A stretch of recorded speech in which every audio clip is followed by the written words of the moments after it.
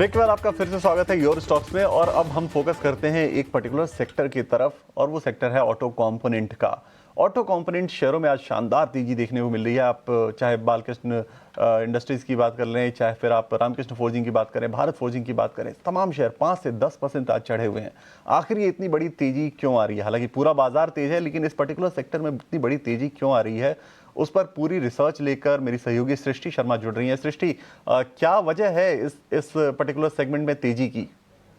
तो देखिए, जिस तरीके का एक्सपोजर ये ऑटो एंसिलरी कंपनीज रखती हैं यूएस मार्केट्स में, वही सबसे बड़ी वजह और सबसे बड़ा पॉजिटिव ट्रिगर बनता हुआ दिख रहा है। क्योंकि अब जो ट्रेड डील अनाउंस हुई है, अब तक 50% तक टैरिफ लगने वाले थे, पर अब उसको कम कर 18% कर दिया है। पिछले कई महीनों से कई सारी कंपनीज को इसको लेकर दिक्कतें भी हो रही थी, बट अब जब ये 18% कर दिया गया है तो ये एक बड़ा पॉजिटिव ट्रिगर साबित हुआ है। क्योंकि आपको बता दें कि भारत का जो कुल एक्सपोर्ट होता है ऑटो एंसिलरी स्पेस में, उसमें से 27% एक्सपोर्ट जो है वो सिर्फ यूएस मार्केट को ही जाता है। हालांकि यूएस मार्केट में और भी कई सारे बड़े बड़े प्लेयर्स अपने चीज़ें एक्सपोर्ट करते हैं, तो उनके इंपोर्ट के परसेंटेज पे भारत का कंट्रीब्यूशन सिर्फ 3% है। पर क्योंकि भारत की इंडस्ट्री को देखते हुए यूएस हमारे लिए तो बहुत बड़ा मार्केट है, और ऐसे में वो सारी कंपनीज जिनका ऑलरेडी एक्सपोजर बहुत बेहतरीन है यूएस मार्केट्स में, उनको खासी फायदा होगा। सबसे पहले बात करें भारत फोर्ज की, इनका 20% से भी ज़्यादा एक्सपोजर जो है वो यूएस मार्केट में है। साथ ही सोना बीएलडब्ल्यू 30% से ज़्यादा रेवेन्यू ये सिर्फ यूएस मार्केट से लाते हैं। बड़े बड़े यूएस क्लाइंट्स भी हैं इनके पोर्टफोलियो में। बालकृष्ण इंडस्ट्रीज, लगातार हम इनके अर्निंग्स पे भी प्रेशर देख रहे थे टैरिफ की चिंताओं के चलते।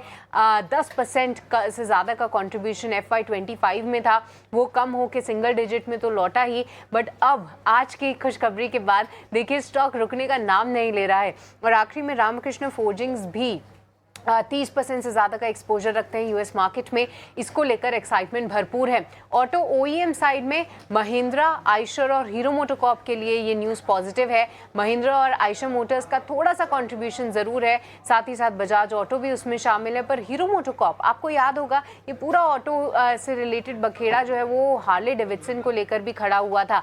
अब अगर 0% इम्पोर्ट ड्यूटी लगती है यूएस के प्रोडक्ट्स में, तो इंडिया में हार्ले डेविडसन का टाई अप हीरो मोटोकॉर्प के साथ है, और इससे हीरो मोटोकॉर्प को भी फायदा हो सकता है आने वाले समय में। तो इस तरीके का इम्पैक्ट हम जरूर देख रहे हैं इस टैरिफ की खबर और ऑटो सेक्टर पे। बिल्कुल, बहुत शुक्रिया सृष्टि ये पूरी डिटेल हमारे व्यूअर्स तक पहुंचाने के लिए। तो 27% का मतलब आप मार्केट शेयर देखिए, 27% जो है वो एक्सपोर्ट हमारा यूएस में होता है ऑटो कंपोनेंट का। काफ़ी बड़ा मार्केट शेयर, और उसी का असर आप देखिए ट्रेड डील के बाद इन सारी कंपनियों पे, चाहे वो बालकृष्ण इंडस्ट्री हो, रामकृष्ण फोर्जिंग हो, सोना बीएलडब्ल्यू हो या फिर भारत फोर्ज हो, इनमें आज ये बड़ी तेजी के रूप में आपको देखने को मिल रहा है। एक राय लेते हैं लक्ष्मीकांत जी से। लक्ष्मीकांत जी, इन कंपनियों में आप कहीं मौके खोज पा रहे हैं क्या? कोई अभी, क्योंकि हालांकि तेजी तो अच्छी खासी आ गई है, 5 से 10% चढ़ गए ये शेयर, लेकिन क्या अभी भी कोई मौके हैं क्या यहाँ? देखिए, मोस्ट ऑफ दी जो शेयर्स हैं उसमें ऑलरेडी जो रन अप आना था वो आ चुका है। भारत फॉर्ज की बात की जाए तो इसको तो हमने जब हमारा बजट शो था उसके उसी दिन ही रिकमेंड किया था।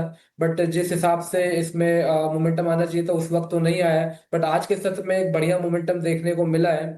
बट अभी भी अगर मैं इन सभी स्टॉक्स को देख रहा हूं तो मुझे हीरो मोटो को में एक अपॉर्चुनिटी नजर आ रही है, क्योंकि ज्यादा बड़ी गैप अप ओपनिंग नहीं हुई है। यहाँ पे एक ट्रेंड लाइन का ब्रेक थ्रू आने वाले सेशंस में देखने को मिल सकता है। अगर 5760 के ऊपर हीरो मोटो को निकलता है 5750 के ऊपर, तो मैं कहूंगा कि वहां पर एक अच्छा ब्रेक थ्रू देखने को मिलेगा। और फिर हमें वहां से मुझे लगता है 200 पॉइंट के अपसाइड के मूव आने वाले समय में देखने को मिल सकते हैं। तो हीरो मोटो को पे नजर रखनी चाहिए। और अगर 5750 के ऊपर ये ट्रेड होना स्टार्ट होता है तो मुझे लगता है कि वहां से एक बाइंग अपॉर्चुनिटी देखने को मिलेगी हीरो मोटो को में, और वहां से फिर हमें 200 पॉइंट के अपसाइड के मूव देखने को मिल सकते हैं। तो अभी फिलहाल यही एक ऐसा शेयर है जहां पे रिस्क रिवॉर्ड रेशो फेवरेबल नजर आ रहा है। हाँ, बाय करते समय बता दूं कि स्टॉप लॉस हमें लगाना है 5600 का, और जब तक हीरो मोटो को 5600 के ऊपर ट्रेड करता है तब तक हम इस ब्रेकआउट लेवल का इंतजार कर सकते हैं। और जो अपसाइड के जो टारगेट हैं वो मैंने बताए हैं, वो फिलहाल आते हुए दिखाई दे रहे हैं 5950 से लेकर 6000 जोन तक के।